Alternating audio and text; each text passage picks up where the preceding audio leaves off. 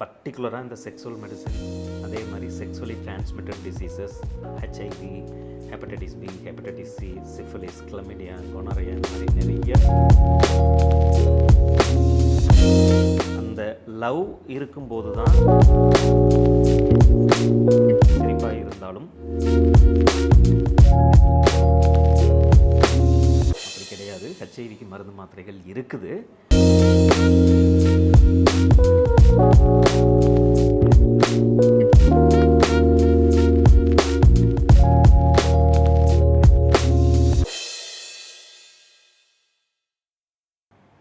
அல்கிமி ஏர் நேயர்களுக்கு உற்சாகமான இனிய வணக்கம். இன்றைக்கி நம்ம சந்திக்கக்கூடிய நபர் யார் அப்படின்னு பார்த்தோம்னா, பாலியல் மற்றும் சர்க்கரை நோய் நிபுணராக இருக்கக்கூடிய டாக்டர் துரைசாமி அவர்கள் இருக்கிறாரு. வணக்கம் டாக்டர். வணக்கம் சார். எப்படி இருக்கீங்க? நல்லாயிருக்கோம். நீங்களாம் எப்படி இருக்கீங்க? நானும் நலமாக இருக்கேன். இப்போ இந்த பாலியல் மற்றும் சர்க்கரை நோய் சம்மந்தமான விஷயங்கள் பார்த்து நம்ம இன்றைக்கி பேச போகிறோம். அதில் ஃபஸ்ட்டு இந்த பாலியல் சார்ந்த பிரச்சனைகள் பற்றி பேசிடலாமே. அந்த வகையில் பார்த்திங்கன்னா, இந்த பாலியல் சம்மந்தப்பட்ட மாதிரி பல்வேறு வகையான பிரச்சனைகள் இன்றைய இருக்கக்கூடிய சூழ்நிலையில் வந்துட்டுருக்குது. பொதுவாக குழந்தை இன்மை அப்படிங்கிறது ரொம்பவும் அதிகமாக காணப்படுது. இந்த பாலியலுக்கும் இந்த குழந்தை இன்மைக்கும் காரணங்கள் இருக்குங்களா, இல்லை ரெண்டும் வேறு வேறையா? ஒரு கருத்தரித்தல் அப்படிங்கிறது நம்ம ஒரு சந்ததியை உருவாக்குறது அப்படின்னு சொல்லலாம். இந்த கருத்தரித்தலுக்கு மிகவும் முக்கியமானது எப்போவுமே சொல்கிறது அன்பு, லவ், ரொமான்ஸ். இதுதான் செக்ஸோட பேசிக் ஸ்டார்டிங். என்ன வேணாலும் நம்ம சொல்லலாம். அந்த லவ் இருக்கும்போது தான், அந்த லவ்வோட ரொமான்ஸ் தான் நம்மளை செக்ஸாக கன்வெர்ட் பண்ணுது. நிறைய பேர் சொல்லுவாங்க, செக்ஸில் அப்படி இருந்தோம் இப்படி இருந்தோம் இந்த மாதிரிலாம் சொல்லுவாங்க. இதெல்லாம் கம்பேர் பண்ணிக்கக்கூடாது. ஃபர்ஸ்ட் ஆஃப் ஆல் யார் கூடவும் official partners, husband and wife ரெண்டு பேரும் அவங்களுக்குள்ளே எவ்வளவு அன்பு காட்டுறாங்க அப்படிங்கிறது தான் மோஸ்ட் இம்பார்ட்டன்ட். ஸோ ப்ரெக்னென்ட் ஆகணும்னா என்ன செய்யணும்? ஒரு ப்ராப்பர் செக்ஸ் இருக்கணும். அந்த செக்ஸ் இன்வால்வ்மெண்ட்டோடு இருக்கணும். இன்னும் நிறைய பேர் கேட்குறது என்ன அப்படின்னு கேட்டிங்கன்னா, நாங்கள் நார்மலாக செக்ஸ் வச்சுக்கிறோம், ஆனால் ப்ரெக்னெண்ட்டே ஆகலை அப்படிங்கிறது. இவங்க மேரேஜ் ஆகி few years or few months அப்படி இருக்கும்போது குழந்தை வேணுமே எல்லாரும் கேட்குறாங்களே அப்படிங்கிறதுக்காக செக்ஸ் ட்ரை பண்ணாங்கன்னா, இது ப்ராக்டிக்கலாக அது ப்ரெக்னென்சியில் போய் முடியறதில்ல. This is not a science, இது ஃபிலாசபி. எப்போ உண்மையாக அன்போட அக்கறையோட அவங்க இன்டர்கோர்ஸ் வைக்கிறாங்களோ அதுதான் ப்ரெக்னென்சியில் போய் முடியுது. ஸோ செக்ஸில் ப்ராப்ளங்கள் எதுவாக இருந்தாலும் அது நமக்கு இன்ஃபர்டிலிட்டியில் கொண்டுட்டு போய் விடும் அப்படிங்கிறது ரியல் ஃபேக்ட். ஓகே, இப்போ இந்த குழந்தையின்மை பிரச்சனைகள் பற்றி நம்ம பேசிகிட்டு இருக்கிறோம். பொதுவாக ஒரு ஆணுக்கு குழந்தையின்மை ஏற்படுவதற்கான காரணங்கள் என்ன மாதிரி இருக்குது, அதே மாதிரி ஒரு பெண் அவங்களுக்கு குழந்தையின்மை ஏற்படுவதற்கான காரணங்கள் என்னவாக இருக்குது? ஆண்களுக்குன்னு பார்த்தா most important semen, sperm counts. இந்த கவுண்ட்ஸ் கம்மியாக இருக்கிறது. மொட்டிலிட்டி அப்படிங்கிறது அந்த ஸ்பெர்மோட மூமெண்ட்ஸை குறிக்கிறது. ஸோ ஸ்பெர்ம் கவுண்ட் லோவாக இருக்கிறது மேல் இன்ஃபர்டிலிட்டியோட ஃபஸ்ட்டு ஸ்டெப். இந்த ஸ்பெர்ம் கவுண்ட் ஏன் லோவாகுது அப்படின்னா, மேபி வித்தவுட் எனி ரீசன், இல்லை இந்த ஸ்மோக்கர்ஸ் ஒரு நாளைக்கு பார்த்திங்கன்னா மோர் தென் 10 சிகரெட்ஸ் இல்லைனா செயின் ஸ்மோக்கர்ஸ்னு சொல்லுவோம். அவங்களுக்கு low sperm count most common. Spinal கார்டில் இன்ஜுரி, அதே மாதிரி இந்த சிக்கன் பாக்ஸ் எல்லாத்துக்கும் இந்த அம்மா வரும். அதே ஒரு நார்மலாக போகாமல் நமக்கு ஏதாவது சைடு எஃபெக்டோட சிவியராக அட்டாக் பண்ணுச்சு அப்படின்னா விந்தணு குறைபாடு காமனாக இருக்குது. அதுக்கு மேலே எந்த ரீசன் இல்லாமல் இல்லை ஜெனட்டிக்கலாக இருக்கிற மாதிரி விந்தணு குறைபாடுகளும் ப்ராக்டிக்கலாக ஃபேஸ் பண்ணுறோம். பெண்களுக்கு அப்படின்னு சொல்லி எடுத்துட்டிங்கன்னா ஒபெசிட்டி மெயின் ரீசனாக சொல்லலாம். அந்த ஒபெசிட்டி இருக்கிறவங்களுக்கு பிசிஓடி அப்படின்னு சொல்லுவாங்க, பாலிசிஸ்டிக் ஓவேரியன் டிசீஸ் அப்படின்னு சொல்லுவாங்க. அது காமனாக இருக்குது. இதெல்லாம் போக ரிப்பீட்டடாக நான் சொல்கிற ஒன்று தான், ஆணும் பெண்ணும் ஹஸ்பண்ட் அண்ட் ஒய்ஃப் நல்லா சந்தோஷமாக செக்ஸ் வச்சுக்கிட்டா தான் ஃபர்டிலிட்டிக்கான பாசிபிலிட்டிஸ் இன்க்ரீஸ் ஆகும். ஓகே, இப்போ பார்த்துட்டிங்கன்னா இப்போ இருக்கக்கூடிய ஜென்ரேஷனில் அந்த உடலுறவு அப்படிங்கிறதே பெருசாக யாருக்குமே நாட்டம் இல்லாத மாதிரி ஒரு சூழ்நிலையும் இருக்குது. இதற்கான காரணங்கள் என்னவாக இருக்கும்? பேசிக்கான காமன் சென்ஸ் லூஸ் ஆகிட்டே இருக்கிறதுன்னு சொல்லலாம். கேட்குறதுக்கு சிரிப்பாக இருந்தாலும் என்னைக்கு வந்து நிறையா படிக்கிறோம், ஐடி ஃபீல்டாக இருக்கட்டும், இல்லை மெடிக்கல் ப்ரொஃபஷனாக இருக்கட்டும், யார் வந்து மூளைக்கு அதிகமான வேலை கொடுக்குறாங்களோ, ஹார்ட் ஒர்க் பண்ணுறவங்க, மெயின் ப்ரொஃபஸர்ஸ், டீச்சர்ஸ், இந்த பிஹெச்டி, எம்ஃபில், ரிசர்ச்சில் இருக்கவங்க, இவங்க எல்லாத்துக்குமே அவங்களோட ப்ரொஃபஷனில் ஃபோக்கஸ் பண்ணுறதுனால, கான்சன்ட்ரேட் பண்ணுறதுனால வந்து பார்த்திங்கன்னா செக்ஸில் நாட்டம் குறையுதுங்கிறது தான் நிதர்சனமான உண்மை. இன்னொன்று என்னென்னு கேட்டிங்கன்னா, எப்போவுமே செக்ஸ் வந்து, அதாவது மேலுக்கு எரெக்ஷனாக இருக்கட்டும், ஃபீமேலுக்கு செக்ஸுவல் ப்ளஸராக இருக்கட்டும், வாட் எவர் இட் இஸ், அது வந்து நம்ம ஜெனிட்டல் பார்ட்டில் ஸ்டார்ட் ஆகிறது கிடையாது, அது பிரெயினில் தான் ஸ்டார்ட் ஆகுது. ஸோ நம்ம எப்போ பார்த்தாலும் ஸ்ட்ரெஸ்ஸு, படிக்கிறோம், இல்லை வேலை செய்கிறோம், இல்லை வந்து ஏதாவது ப்ராஜெக்ட், இந்த மாதிரி நம்ம அதில் கான்சன்ட்ரேட் பண்ணுறதுனால எண்ட் ஆஃப் த டே நமக்கு என்ன தோணும், நம்ம வீட்டுக்கு போகும்போது நைட் எல்லோரும் உடலும் மனமும் ஓய்வெடுக்கிறதுக்காக நம்ம வந்து தூங்குகிறோம். ஸோ இதெல்லாம் பண்ணிகிட்டு இருக்கும்போது அவங்களுக்கு தூக்கம் வருமா, இல்லை செக்ஸில் வந்து இன்ட்ரெஸ்ட் வருமா அப்படிங்கிறது தான் நம்ம வந்து கான்சன்ட்ரேட் பண்ணணும். பொதுவாக தூக்கம் தான் வரும். அப்போ தூக்கம் வரும்போது என்ன பண்ணிடுறோம், செக்ஸில் நம்ம கான்சன்ட்ரேட் பண்ணுறது இல்லை. சரிங்க. அதே மாதிரி ஹேபிச்சுவல், எப்படி ஒரு ஆல்கஹாலிக் இருக்காங்களோ, டெய்லி குடிக்கிறாங்க, என்னால் குடிக்காமல் தூங்க முடியாது, எனக்கு வந்து ஸ்ட்ரெஸ்ஸாக இருக்குது, இந்த மாதிரி சொல்கிற மாதிரி செக்ஸ் ரெகுலராக வைக்கிறது, செக்ஸ் வந்து இட்ஸ் லைக் அ ஃபுட். எப்பவுமே நான் சொல்கிறது, நம்ம எப்படி பசிச்சா சாப்பிட்றோமோ அதே மாதிரி நமக்கு உணர்வு பசி அப்படின்னு சொல்லலாம். நம்ம எப்போ மூடு வருதோ அப்போ நம்ம இன்டர்கோர்ஸ் வச்சுக்கணும். எப்படி நம்ம ஒரு நாளைக்கு வந்து 3 வேளை சாப்பிட்றோமோ, பிரேக்ஃபாஸ்ட், லஞ்ச், டின்னர், அந்த மாதிரி நமக்கு எப்பப்போ தோணுதோ, நமக்கு கம்ஃபர்ட் ஜோன் கிடைக்குதோ, நம்ம ஆப்போசிட் பார்ட்னர் ஒய்ஃபுக்கு வந்து எந்த ஒரு ப்ராப்ளமும் இல்லை, அவங்களும் ஹாப்பியாக அக்செப்ட் பண்ணிக்கிறாங்க, அவங்களும் ஃபீல் பண்ணுறாங்க, என்ஜாய் பண்ணுறாங்கன்னா அப்போல்லாம் நாமளும் வந்து இன்டர்கோர்ஸ் வச்சுக்கலாம். பட் அதை விட்டுட்டு ஒரு நாளைக்கு இத்தனை தடவை வைக்கணும், இல்லை எவ்வளோ கேப் விட்டு வைக்கணும், இந்த மாதிரிலாம் நினைக்கிறது தான் வந்து தவறு. ஓகே. பொதுவாக இப்போ வந்து ஒரு பாலியல் மருத்துவராகவும் நீங்கள் சர்க்கரை நோய் நிபுணராகவும் இருந்துகிட்ருக்கீங்க. உங்கள்கிட்ட வரக்கூடிய கேசஸில் அதிகமாக வரக்கூடியது வந்து எது சம்மந்தப்பட்ட விஷயங்களாக இருந்துகிட்ருக்குங்க? இல்லை, நான் பர்டிகுலராக இந்த செக்ஸுவல் மெடிசின், அதே மாதிரி sexually transmitted diseases, HIV, hepatitis B, hepatitis C, syphilis, chlamydia, gonorrhoea, இந்த மாதிரி நிறைய டிசீசஸ் இருக்குது. இதெல்லாம் வர்றதுக்கான காரணங்கள் அப்படிங்கிறது வந்து unofficial partner or illegal partner அப்படின்னு சொல்லலாம். மேபி கால் கேர்ள்ஸ், அதே மாதிரி மசாஜ் சென்டர்ஸ், ஸ்பா, இந்த மாதிரி இடத்துல போயிட்டு, அது இல்லாமல் இன்றைக்கி கல்ச்சர், நீங்கள் ஸ்டூடெண்ட்ஸாகவே இருக்கட்டும், அதே மாதிரி பார்த்திங்கன்னா நிறையா ஐடி ஃபீல்டு, இந்த ஹோட்டல்ஸ்லாம் பார்த்திங்கன்னா ஒரு பாருக்கு போகிறதோ, ஆல்கஹால் கன்சியூம் பண்ணுறதோ, இல்லை டான்ஸு, ஊர் சுற்றுறது, இதெல்லாம் வந்து எங்கள் காலத்துலேயே ரொம்ப ஸ்ட்ரிக்டாக இருப்பாங்க. எங்களுக்கு முன்னாடி அப்பா காலத்துலலாம் அதை விட ஸ்ட்ரிக்டாக இருப்பாங்க. இன்றைக்கி அந்த பயங்கிறதே யாருக்கும் கிடையாது. எல்லாமே இந்த சோசியல் மீடியாவை சொல்லலாம், இந்த கூகுளை சொல்லலாம், இல்லை யூடியூப்பை சொல்லலாம், ஃபேஸ்புக்கை சொல்லலாம், இன்ஸ்டாகிராம் சொல்லலாம். இதெல்லாம் ஒரு நல்ல விஷயங்களுக்கு பயன்படுத்தாமல் கெட்ட விஷயங்களுக்கு பயன்படுத்துறதுனால நமக்கு நம்ம காலத்தில் கிடைக்காததெல்லாம் இன்றைக்கி வந்து ஈஸியாக கிடைக்கிற மாதிரி ஆயிடுச்சு. ஸோ இந்த செக்ஸுவலி டிரான்ஸ்மிட்டட் டிசீஸும் இன்க்ரீஸ் ஆகிட்டே போயிட்டுருக்கு. அது இல்லாமல் மேல் இன்ஃபர்டிலிட்டி, செக்ஸுவல் டிஸ்ஃபங்க்ஷனில் பர்டிகுலராக போத் மேல் அண்ட் ஃபீமேலுக்கு, மேலுக்கு எடுத்துட்டிங்கன்னா எரெக்டைல் டிஸ்ஃபங்க்ஷன், ப்ரீமெச்சூர் எஜாகுலேஷன், அதே மாதிரி arousal disorder, desire disorder, orgasmic disorder, இந்த மாதிரி நிறையா இருக்குது. ஃபீமேலுக்கும் பார்த்திங்கன்னா female orgasmic disorder, female desire disorder, female arousal disorder, இந்த மாதிரி செக்ஸில் வந்து இன்ட்ரெஸ்ட் இல்லாமல் இருக்கிறது, இந்த மாதிரி நிறையா பிரச்சனைகள். நான் அதில் ஃபோக்கஸ் பண்ணுறதுனால இது ஒரு யூனிக் ஃபீல்டு, சூப்பர் ஸ்பெஷாலிட்டியாக இருக்கிறதுனால நான் வந்து டயபெட்டிக் பேஷண்ட்ஸ், அதிலும் வந்து காம்ப்ளிகேட்டட் கேஸ் தான் வந்து நான் எடுக்கிறது, நான் இன்ட்ரெஸ்ட் எடுக்கிறது.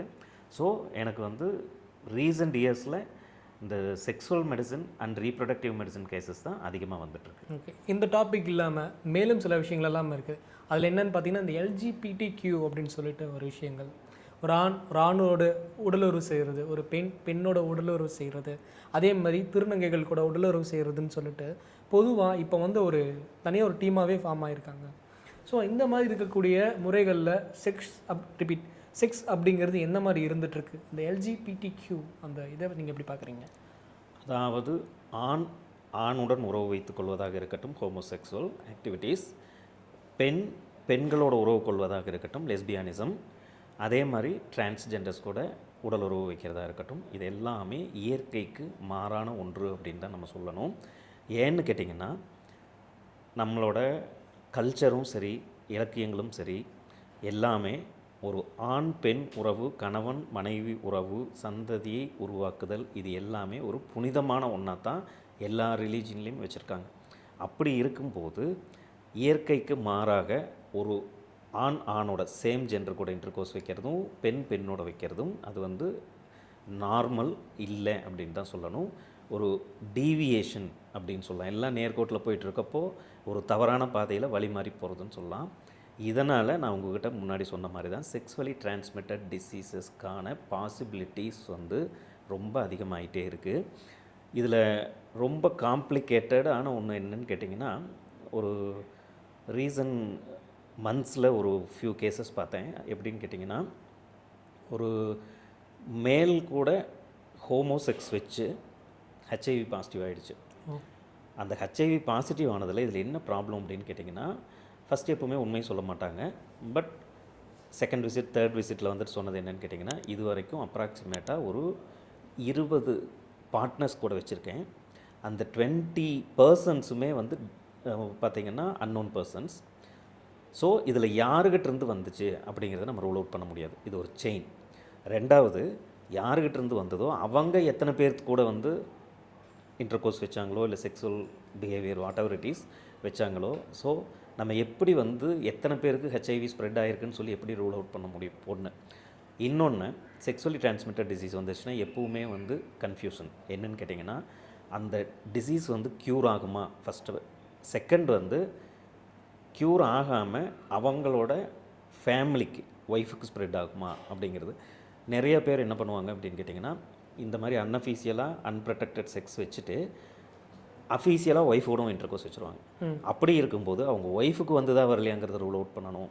இந்த மாதிரி இது ஒரு உளவியல் ரீதியாகவும் சரி உடல் ரீதியாகவும் சரி மிகவும் தவறான ஒன்றா தான் நம்ம வந்து கன்சிடர் பண்ணணும். சரி, இப்போ வந்து நீங்கள் எஸ்டிடி செக்ஸுவலி டிரான்ஸ்மிட்டட் டிசீஸ் அப்படின்னு சொல்லியிருந்தீங்க.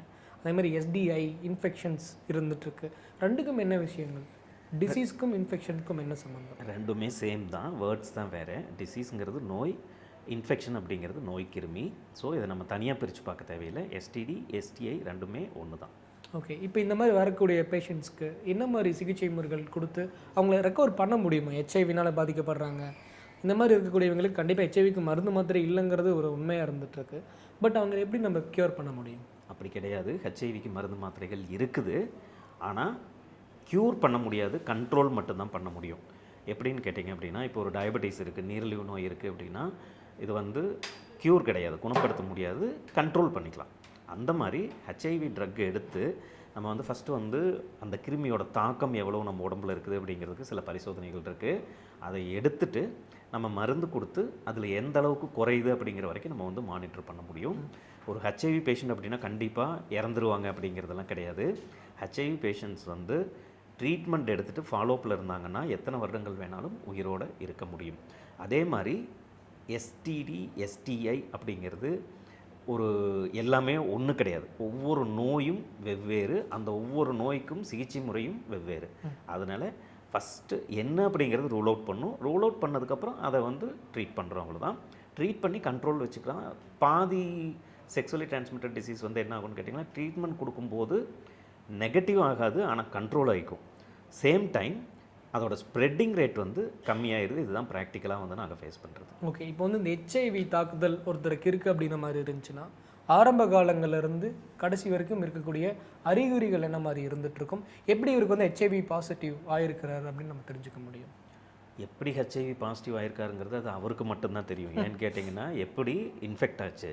இப்போது ஃபார் எக்ஸாம்பிள் ஒரு 1 month பேக் ஒரு டாக்டர் நைட் வந்து ஃபோன் பண்ணுறாரு. அதுவும் சண்டே நைட். என்னன்னு கேட்டிங்கன்னா, ஹெச்ஐவி பேஷண்ட்டுக்கு வந்து மயக்க மருந்து கொடுக்கும்போது அந்த நீடில் வந்து டாக்டர் மேலே பட்டுருச்சு, நீடில் பிரிக். ஸோ இந்த மாதிரி நீடில் பிரிக்னால வரலாம். சில நேரங்கள் இதை நான் சொல்லக்கூடாது, இருந்தாலும் இந்த பிளட் டிரான்ஸ்ஃபியூஷன்லேயும் கூட பரவுது. அதை வந்து முறையாக ஸ்க்ரீன் பண்ண மாட்டாங்க. கவர்மெண்ட் வந்து ரொம்ப ஸ்ட்ரிக்டாக இருக்காங்க, ரொம்ப ஃபாலோ பண்ணுறாங்க. என்ன பண்ணாலும் ஏதாவது ஒன்று தெரியாமல் நடக்கிறதுக்கான நடந்துகிட்டு தான் இருக்குது, வாய்ப்புகள் இருக்குது. அதுக்கு மேலே மிக முக்கியமானது உடலுறவு இன்டர்கோர்ஸ்ன்னு தான் சொல்லணும்.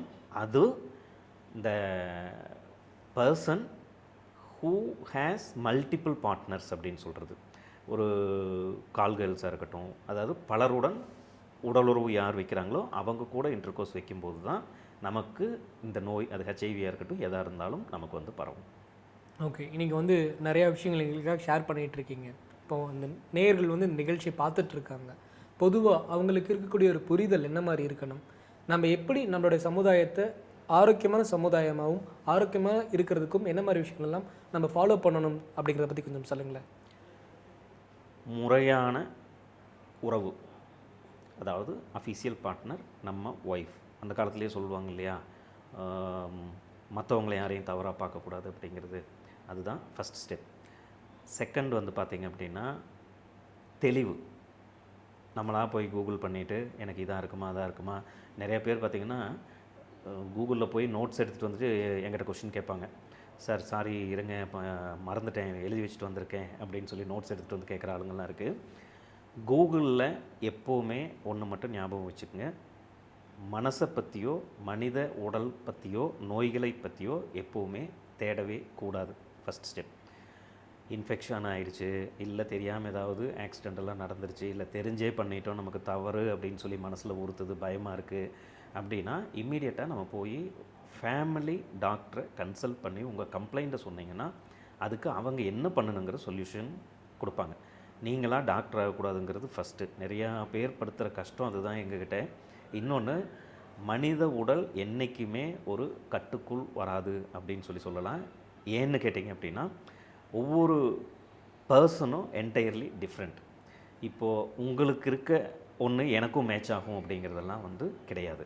நீங்கள் கொஞ்சம் கலராக இருப்பீங்க, நான் கொஞ்சம் கலர் இல்லாமல் இருக்கலாம், உங்களுக்கு நிறையா முடி இருக்கலாம், எனக்கு முடி கம்மியாக இருக்கலாம், நீங்கள் என்னை விட ஹைட்டாக இருக்கலாம், நான் உங்களோட ஷார்ட்டாக இருக்கலாம். அந்த மாதிரி எப்போவுமே மருந்தாகட்டும் இல்லை ட்ரீட்மெண்ட்டாக இருக்கட்டும், வாட் எவர் இட் இஸ், ஒவ்வொரு பர்சனுக்கும் அது வந்து டிஃபர் ஆகும். அதுக்கு தான் மெடிக்கல் ப்ரொஃபஷன், அதுக்கு தான் காலேஜில் படிக்கிறது, டாக்டர்ஸ் இருக்கிறது, இது எல்லாமே. அதுக்கு மேலே கட்டுக்கோப்பான வாழ்க்கை, முறையான தூக்கம், அதே மாதிரி மன நிம்மதி, இதெல்லாம் எங்கே கிடைக்கும்னு கேட்டிங்கன்னா கடையில் கண்டிப்பாக கிடைக்காது. நாம் தான் அதை வந்து அமைச்சிக்கணும். So healthy food, healthy lifestyle, ஒரு ஃபிசிக்கல் ஆக்டிவிட்டி, அதுக்கு மேலே மைண்ட் ரிலாக்ஸ் ஆகிறதுக்கு, அதுக்காக வந்துட்டு நம்ம புதுசாக மறுபடியும் கூகுள் போய் தேடக்கூடாது. ரிலாக்ஸ் ஆகிறதுக்கு குடும்பத்தோடு நம்ம வந்து ஒரு அன்போட முறையான வாழ்க்கை வாழ்ந்தால் அதுவே போதும். இவ்வளோ நேரம் நான் கேட்ட விஷயங்கள் எல்லாத்துக்கும் ரொம்ப அழகாக தெளிவாக பொறுமையாக நிறைய விஷயங்கள் ஷேர் பண்ணுங்கள். உங்களுக்கு வந்து எங்களுடைய அல்கிமி ஏர் நேயர்கள் சார்பாக வாழ்த்துக்கள் மற்றும் நன்றிகளை தெரிவித்துக் கொள்கிறோம். நன்றி.